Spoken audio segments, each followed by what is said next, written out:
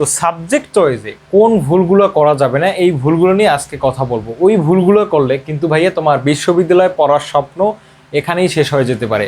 থাকতে পারে তোমার একটা ভালো পজিশন, থাকতে পারে তোমার একটা ভালো মার্কস, কিন্তু তা থাকা সত্ত্বেও তোমার কিন্তু আসলে চান্স নাও হতে পারে। ভালো মার্কস থাকা, ভালো পজিশন থাকা মানেই যে তোমার চান্স হয়ে গেছে, ব্যাপারটা কিন্তু এমন না। তুমি যদি সাবজেক্ট চয়েস দিতে গিয়ে কোথাও ভুল করো, তোমার কিন্তু বিশ্ববিদ্যালয়ে পড়ার স্বপ্ন এখানেই শেষ হয়ে যেতে পারে। তো ভাইয়েরা, আমি তোমাদের সাজিদ শিহাব ভাইয়া আজকে কথা বলবো সাবজেক্ট চয়েসে কোন ভুলগুলো করা যাবে না এই ব্যাপারে। তো প্রথম যে ভুলটা করা যাবে না এইটা হচ্ছে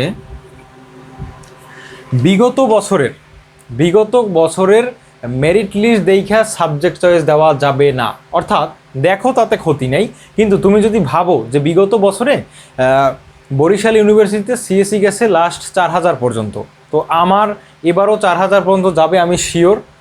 এর থেকে বেশিও যেতে পারে বা এর থেকে কম যাবে না, মিনিমাম 4000 পর্যন্ত যাবে। এমন যদি তুমি ভাবো তাহলে আমি বলবো ভাইয়া তুমি বোকার স্বর্গে আছো, তুমি কিন্তু আসলে বিপদে পড়তে পারো। এইটি বলার কারণ হচ্ছে এইটা যে গত বছরে আমি তো এই গুচ্ছ রিলেটেড অনেক কাজ করছি, তখন আমি দেখতে পারছি যে ভালো ভালো পজিশন থাকা সত্ত্বেও অনেক ছেলেপেলে কী করছে যে বিগত বছরের সাবজেক্ট যে পাইছে ওই সিরিয়াল দেখা, মানে বিভিন্ন বিশ্ববিদ্যালয়ের যে ডাটাগুলো আছে ওইগুলো দেখা ওরা কী করছে, ওরা ওই অনুসারে সাবজেক্ট চয়েস দিয়ে রাখছে, ভালোভাবে দেয় নাই, সব সাবজেক্ট চয়েস দেয় নাই, জাস্ট কয়টা সাবজেক্ট দিয়ে রাখছে। ওরা তো কনফিডেন্ট যে আমি তো সাবজেক্ট পাবোই। দেখা গেছে আমি একজন এমন পাইছিলাম যে গত বছরে 4000 পজিশন নিয়েও কিন্তু কোথাও সাবজেক্ট পায় নাই। এমন আমি একজনের খবর পাইছিলাম যে ওই ছেলে কী করছে, ভালো ভালো ইউনিভার্সিটিগুলোর প্রথম দিকের সাবজেক্টগুলো শুধুমাত্র চয়েস দিয়ে রাখছে। মনে করো 500 ইউনিভার্সিটিও চয়েস দিয়েছে, ও প্রথম দিকে কী করছে, ভালো ভালো ইউনিভার্সিটি যেগুলো আছে শুধুমাত্র ওইগুলোর সিএসসি, ট্রিপলি, মেকানিক্যাল, তারপরে আর্কিটেকচার, এই টাইপের যে সাবজেক্টগুলো আছে, ইঞ্জিনিয়ারিং, তারপর ফার্মেসি, তারপরে তোমার ল, এই টাইপের কয়েকটা সাবজেক্টও চয়েস দিয়ে রাখছে। ও কী করে নাই, ও কিন্তু আসলে সবগুলো সাবজেক্ট চয়েস দেয় নাই। তো এই যারা সবগুলো সাবজেক্ট চয়েস দিবা না, তোমাদের ভিতরে কিন্তু আসলে অনেকেই বিপদে পড়ে যাবা। এইটার কারণ হচ্ছে কি আমি বলি, একটা ইউনিভার্সিটিতে সাবজেক্ট চয়েস দিতে লাগে 500 টাকা। তো তুমি যদি একটা সাবজেক্ট দাও ওই ইউনিভার্সিটির, তাহলেও তোমার 500 টাকা দিতে হবে। তুমি যদি ওই ইউনিভার্সিটিতে 100 সাবজেক্ট থাকলে 100 সাবজেক্টও যদি ওই ইউনিভার্সিটি চয়েস দাও, তাইলেও তোমার 500 টাকাই লাগবে। তাহলে কেন তুমি এই টাকা দিয়ে হলেও তুমি সবগুলো সাবজেক্ট চয়েস দিবা না? কেন তুমি নিজের বিপদটাকে আরও বেশি এগিয়ে নিয়ে আসতেছো? তো তোমার কাজ কি, তুমি সাবজেক্ট তোমার মতো সাজাবা, কিন্তু চয়েস লিস্টে সবগুলো সাবজেক্ট তোমার রাখতেই হবে ভাইয়া। তুমি যদি না রাখো তাহলে কিন্তু বিপদে পড়তে পারো, ওই যেটা বললাম আর কি, বিগত বছরে যারা পড়ছে। তারপরে দ্বিতীয় যে পয়েন্ট আমি বলবো, যেই কারণে তোমার আসলে ভালো পজিশন থাকা সত্ত্বেও চান্স নাও হতে পারে, এইটার আমি যদি এইভাবে বলি যে তোমার পড়ার স্বপ্ন হচ্ছে সিএসি বা তোমার পড়ার স্বপ্ন হচ্ছে ট্রিপলি, তুমি এইগুলোর বাইরে অন্য কোনো সাবজেক্ট চয়েস দাও নাই, তুমি এইগুলোয় পড়বা, এইগুলো নিয়েই তুমি স্বপ্ন দেখতেছো। এইগুলো যদি চয়েস না দাও তাহলে কিন্তু তোমার এইগুলো যদি আসে তো ভালো, না আসলে কিন্তু অন্য কোনো সাবজেক্ট আসবে না, সেক্ষেত্রে কিন্তু তুমি বিপদে পড়ে যেতে পারো। তো সবগুলো সাবজেক্ট তুমি চয়েস দিও। তৃতীয় যে ব্যাপারটা আমি বলবো, যে অনেকে করে কি, নিজে কোনো আসলে নলেজ রাখে না এই সাবজেক্ট চয়েস দেওয়ার সম্পর্কে। ওরা কি করে, এই যে কম্পিউটারের দোকানে যায়, কম্পিউটারের দোকান থেকে র্যান্ডমলি সাবজেক্ট চয়েস দেয়। তো কম্পিউটারের দোকানদার তো আসলে খুব একটা শিক্ষিত না, ওরা তো বোঝেও না। আবার ওরা সময় বাঁচানোর জন্য হইলেও কি করে, ওরা আসলে ওই র্যান্ডমলি উড়াধুরা সাবজেক্ট চয়েস দিয়ে দেয়। তোমার সাবজেক্ট চয়েস লিস্টে আগে তোমার কাগজে খুব সুন্দরভাবে লিখতে হবে, লেখার পরে তারপর তুমি ওইটা নিয়ে কম্পিউটারের দোকানে যাবা, তারপরে তুমি সাবজেক্ট চয়েস দিবা। এইটা যদি ভাইয়া না করো তাহলে আসলে তোমার কিন্তু সাবজেক্ট নাও আসতে পারে। কারণ র্যান্ডমলি উড়াধুরা একটা বিশ্ববিদ্যালয়ে তুমি দিয়ে রাখছো অনেকগুলো সাবজেক্ট, আর কোনো বিশ্ববিদ্যালয়ে তুমি সাবজেক্ট দাওই নাই, বা অন্যান্য বিশ্ববিদ্যালয়গুলোতে তুমি 2-1টা করে সাবজেক্ট দিছো, তাহলে কিন্তু আসলে তুমি বিপদে পড়তে পারো। তারপরে 4 নম্বর আমি যেটা বলবো, যে অনেকে করে কি, অনেকে করে তোমার 1টা বা 2টা ইউনিভার্সিটি সাবজেক্ট চয়েস দেয়।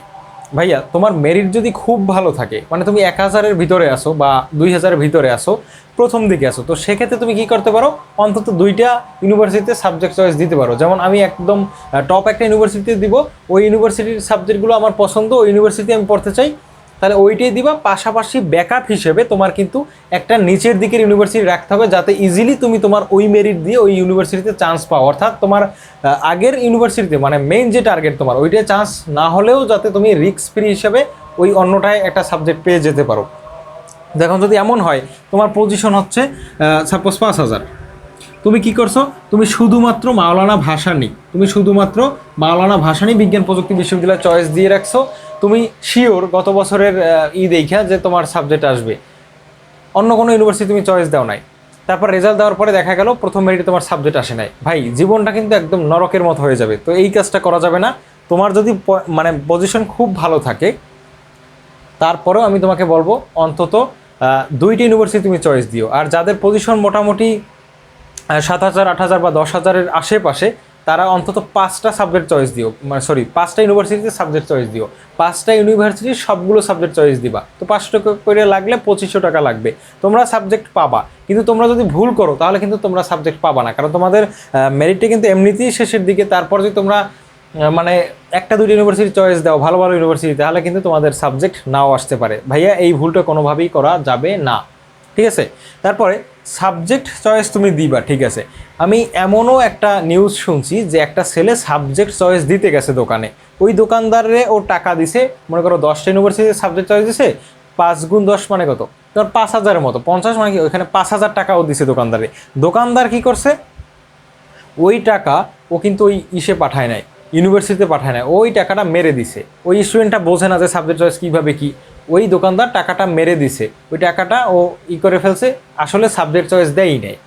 আবার ওই স্টুডেন্টটা তখন বুঝতেও পারে না, যখন দেখছে কোনো সাবজেক্ট আসে নাই ওর পজিশন অনুসারে, তখন আসলে অভিজ্ঞ কাউকে দেখানোর পরে বলতেছে যে ও আসলে কোনো সাবজেক্ট চয়েসই দেয় নাই, কিন্তু দোকানদারের ও ঠিকই সাবজেক্ট চয়েস দেওয়ার জন্য টাকা দিছে, বা ওর কাছে গেছে, লিস্ট দিছে, সব দিছে, কিন্তু দোকানদার কিন্তু ওকে সাবজেক্ট চয়েস আসলে উপর দিয়ে দেখাইছে যে দিয়ে দিতেছি, কিন্তু আসলে দেয় নাই।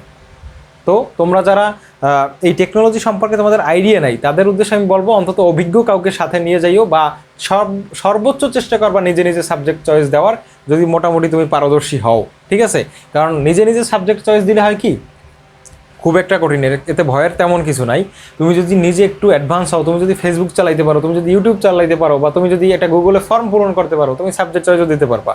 তো সেক্ষেত্রে একটা ল্যাপটপ থাকলে আর কি ভালো হয়। তো তোমার যদি ল্যাপটপ বা ডেস্কটপ না থাকে, তুমি অভিজ্ঞ কাছের কোনো বড় ভাই বা সিনিয়রের কাছে গিয়ে তুমি সাবজেক্টটা চয়েস দিও। এইটা হচ্ছে তোমার প্রতি আমার অনুরোধ, কারণ মানুষকে আসলে বিশ্বাস করা যায় না, ঠিক আছে? তুমি যে টাকাটা খরচ করে দিতেছো, ওই মানুষটা তোমার ওই টাকাটার বা তোমার এই গুরুত্বটা বুঝবে কিনা, এটাও আসলে একটা কনফিউশন রয়ে যায়। তো এই কাজটা করা যাবে না। এই ছিল ভাইয়া আজকের ভিডিও। তো ইনশাল্লাহ এই সাবজেক্ট চয়েস সম্পর্কে বা তোমাদের যে বিভিন্ন কনফিউশন এখন কাজ করতেছে, এই রিলেটেড অনেক ভিডিও আমার এই চ্যানেলে আসবে। অবশ্যই চ্যানেলটা সাবস্ক্রাইব করে রাখো, আর ভিডিওটাতে এখনই একটা লাইক দাও।